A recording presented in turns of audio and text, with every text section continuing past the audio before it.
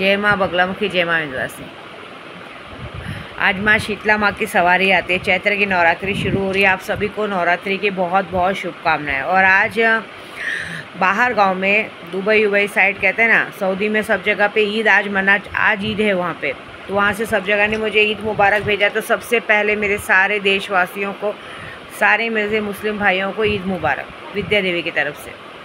और मैं पूरी कोशिश कर रही हूँ पूजा करके कि ये जो सियासी मामलों के चक्कर में हर बार मुस्लिमों को टारगेट किया जाता है वो बंद हो, क्योंकि किसी मुस्लिमों को टारगेट नहीं किया जाता है। कभी महाराष्ट्र में कहते हैं ना, जैसे महाराष्ट्र में हमारे यहाँ पे कभी कास्ट वालों को कभी कहते हैं हमारे अंबेडकर जी को टारगेट किया था बीच में। जैसे एक जन ने सांसद ने कहा था कि अंबेडकर बोलने एक फ़ैशन हो गया, तो उनके मुंह पे छुप्पी मारी कराई गई थी। फिर उसके बाद जब जातिवाद पे हुआ था, सबको सर्टिफिकेट देना था, जिसके लिए लोगों ने अनशन रखा था महाराष्ट्र में, वह सर्टिफिकेट देने के लिए कहते हैं ना, उन लोग को बोलने के लिए जो हमारे लोगों ने रखा था, अनशन रख दिया था। कभी उस पे जातिवाद पे, कभी महाराष्ट्रीय लोगों, मराठा लोगों पे जातिवाद पे हुआ था कि उन्हें देना नहीं है। जब हम बोलते बहुत साल पहले जब दे रहे थे तब तो लोग ने लिया नहीं, अभी जातिवाद का उनको मिलेगा नहीं। फिर उसके बाद उससे पीछा छूटा, तो उसके बाद फिर अंबेडकर जी पे आ गए कि बोला गया सांसद में अंबेडकर एक फैशन हो चुका है, जो कि हमारे बाबा साहब अंबेडकर जी ने ही संसद में हमें सबको लड़ना सिखाया है, संविधान लाया है, संविधान के चलते लोगों को बोलने का हक दिया है। लेकिन संविधान के चलते लोग अगर बोलते हैं तो उनके घर पे जाके जातिवाद में, संविधान में साफ साफ लिखा है कि इंसान अपने तरीके से जी सकता है, रह सकता है, बोल सकता है। यह जातिवाद का कोई भेदभाव नहीं है ना।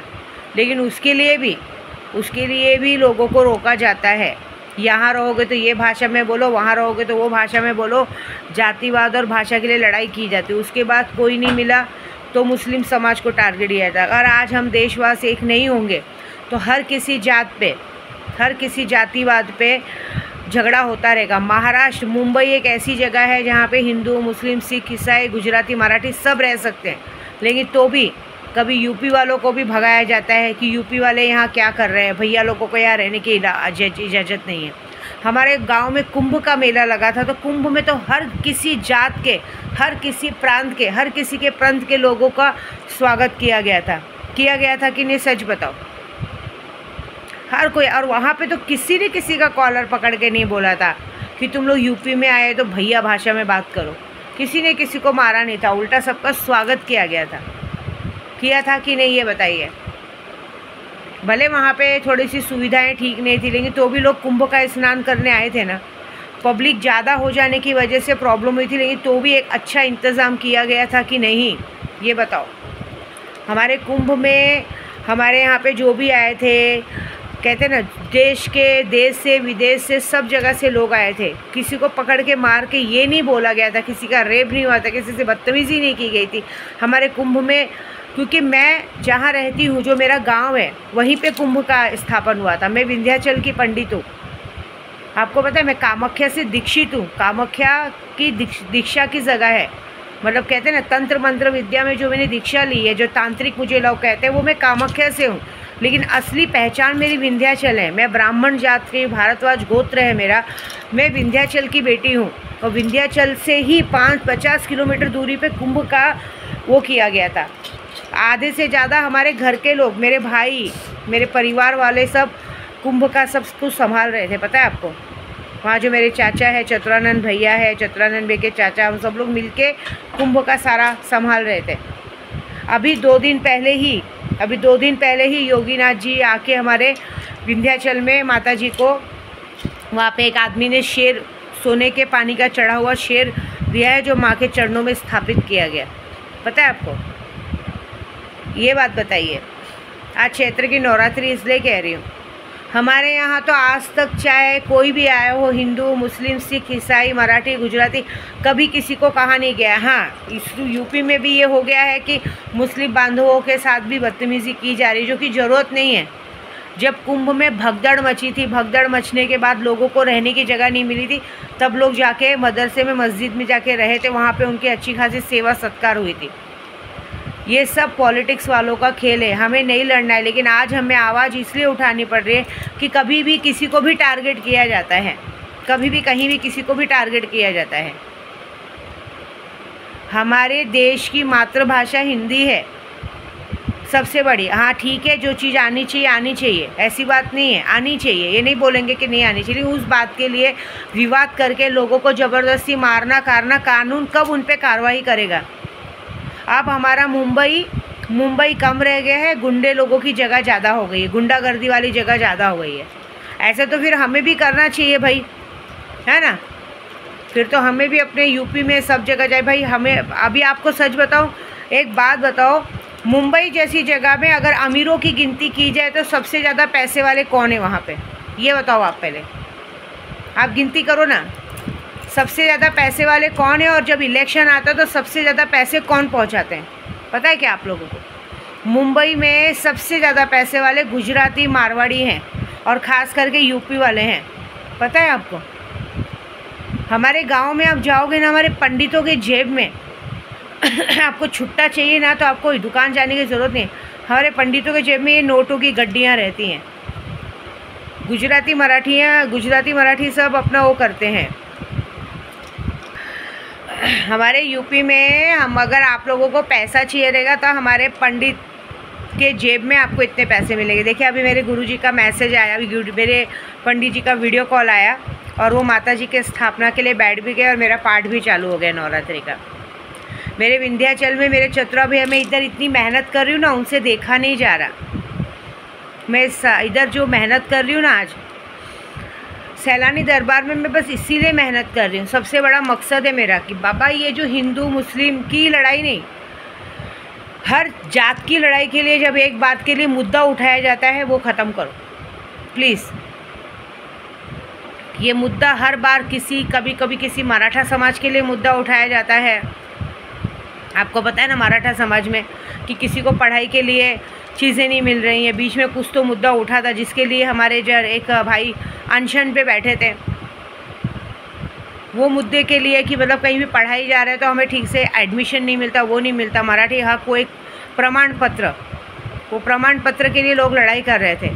फिर कभी यूपी के लिए लड़ाई होता है कि यूपी वालों को यहाँ से भगाओ, कभी ये होता है देश आज़ाद है। देश आज़ादी का मतलब समझ में आता है? देश आज़ादी का मतलब कोई कहीं भी रह सकता है जाके।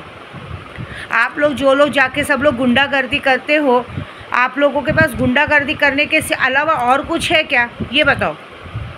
99% लोग जो जाके गुंडागर्दी झगड़ा करते हैं उनके पास आज की तारीख में खुद का घर तक नहीं है, भाड़े के घर में रहते हैं, नौकरी धंधा करते, कोई प्रॉपर्टी या कोई पैसा है क्या?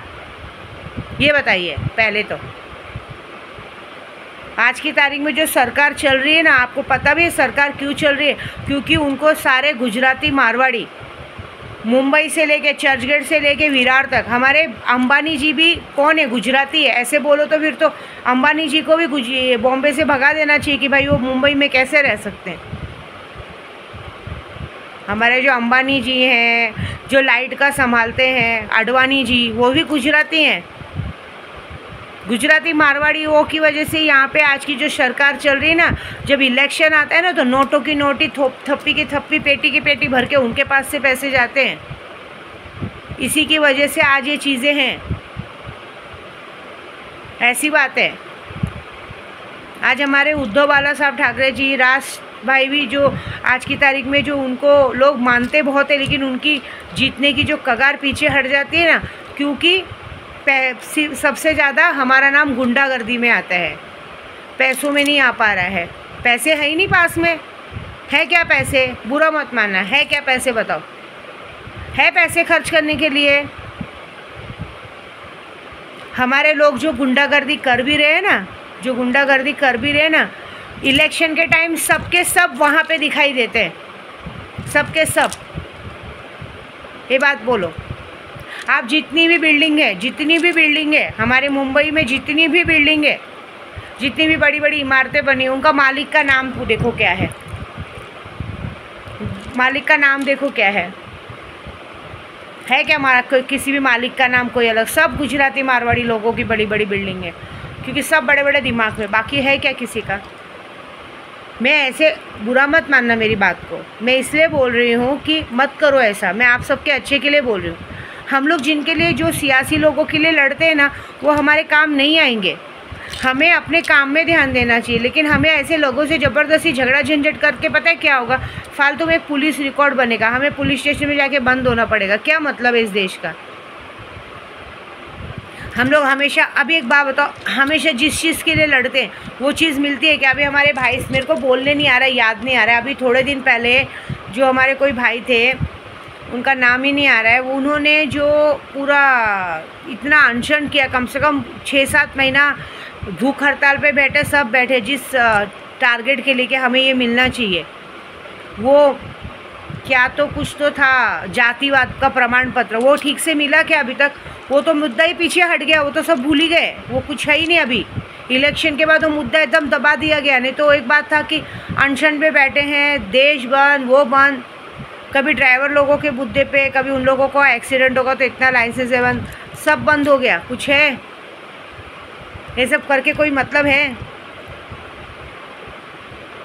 ऐसा बात नहीं है, अच्छी बात है मत। देखो देश में हमें, अभी आप सोचो, हम लोग, हमारे महाराष्ट्र में 99% हमारे मराठी भाई लोग गाड़ी चलाते, ड्राइवर हैं।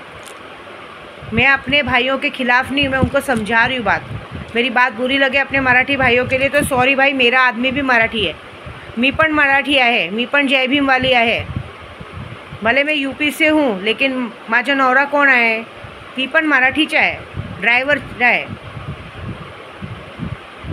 मैं उसलिए बोल रही हूँ, हमारे मराठी भाव जितने भी भाई लोग हैं 99% वो लोग ड्राइवर हैं, गाड़ी चलाते हैं।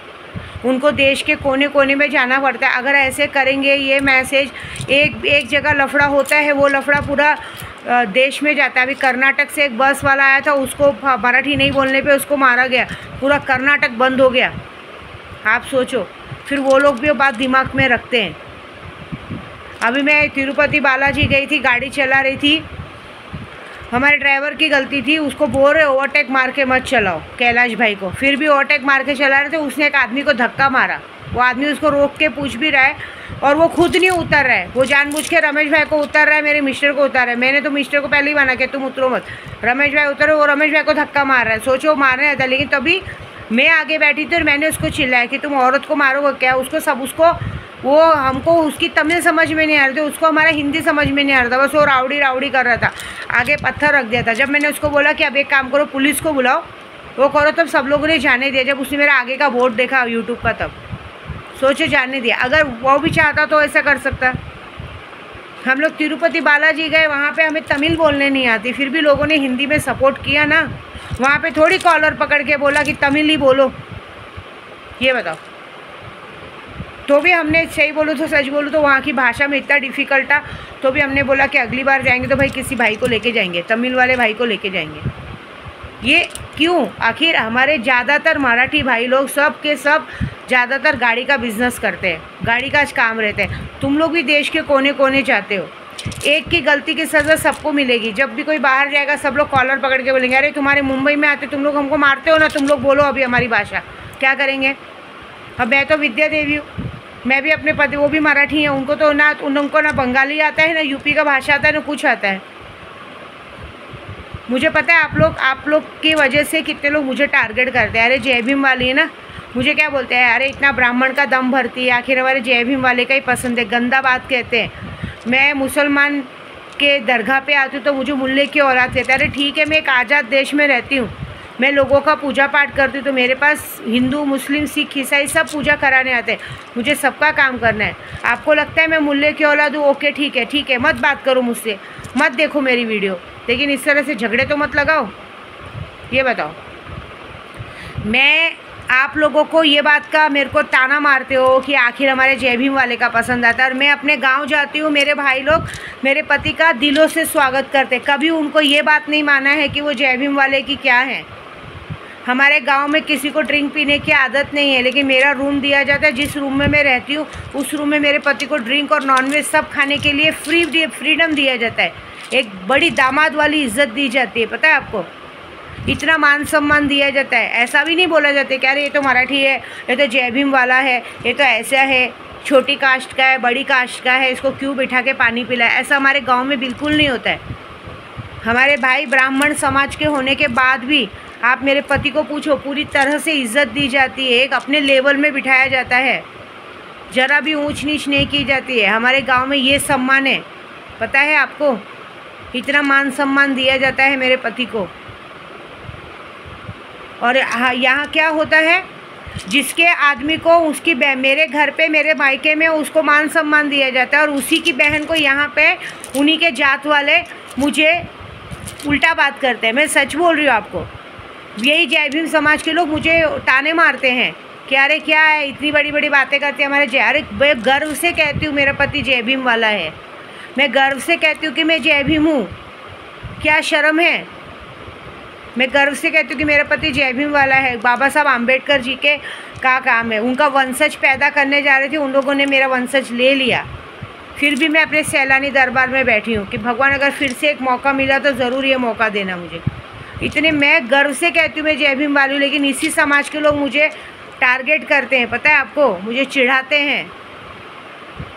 लेकिन ऐसी बात नहीं है, वहाँ जहाँ पे चिढ़ाने वाले लोग हैं वहाँ पे दीपक केदार जैसे पैंथर सेना के अध्यक्ष भी हैं, जो मुझे हमेशा कहते हैं कि विद्या जी, जिस दिन आप तक बात आएगी, जिस दिन समाज तक बात आएगी, उस दिन आप हमें आवाज़ देना, फिर देखना हम सबको कैसे बर्बाद करते। क्योंकि मुझे पता है हमारे समाज वाले हमको गाली नहीं दे रहे, जो दे रहे इसी समाज में रह के मुझे बर्बाद किया गया है। फिर भी मैंने सबको गले लगाया है। हम लोग गले लगाते हैं, माफ़ करते हैं। हमारे गांव में लोगों को इज्जत दी जाती, कभी भी नीचा नहीं दिखाया। आज तक मेरे पति को बिठा के पूछो, कभी नीचा नहीं दिखाया। वहाँ जाते हैं तो सर आँखों पे रखते हैं, दामाद जी आ गए, सर आँखों पे रखते हैं, पता है आपको। नौकर चाकर छोड़ दिए जाते कि इनको घुमाओ, ये करो वो करो, हमारे दामाद है। और यहाँ पे क्या होता है, उन्हीं के दामाद की उनकी बेटी के साथ ताने मारे जाते हैं। सॉरी, दूसरी वीडियो बोलते बड़ी हो गई है।